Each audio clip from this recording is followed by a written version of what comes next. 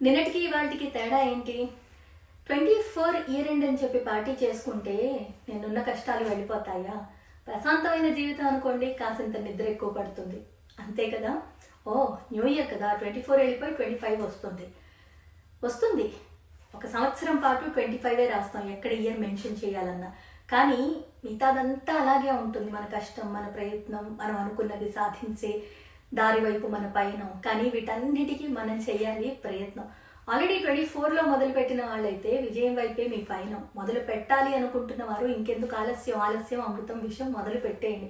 కొత్త సంవత్సరం కదా అని ఒక 3 నాళ్ళ ముచ్చట కాకుండా మీరు అనుకున్నది సాధించడానికి మన వంతు ప్రయత్నం మనం ఖచ్చితంగా చేయాలి. మన మీద నమ్మకం, మన మీద ప్రేమ మనకి ఉండాలి.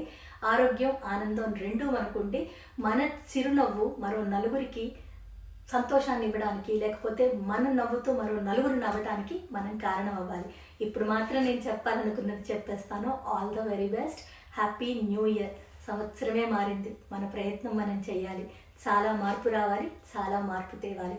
25, 26 మారే లోపల మనం అనుకున్నది సాధించాలి అన్న పట్టుదలగా ముందుకెళ్ళండి. అంతా మంచి జరుగుతుంది. మీరందరూ బాగుండాలి.